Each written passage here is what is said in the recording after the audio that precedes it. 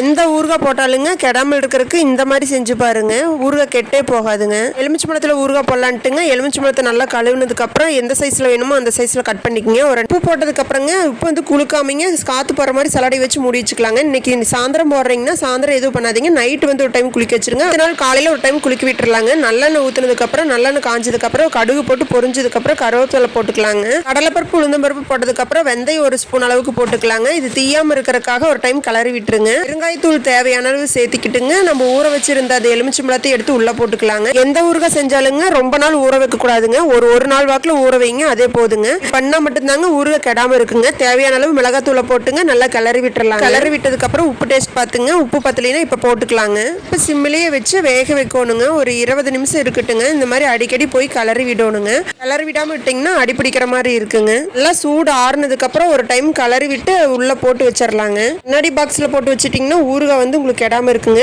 எண்ணெய் வந்து உங்களுக்கு ஊறுகாய் போட்டோம் இல்லைங்க, அதை விட கொஞ்சம் மேலே இருக்கணுங்க. அப்போதாங்க ஊறுகாய் கெடாம இருக்கும்.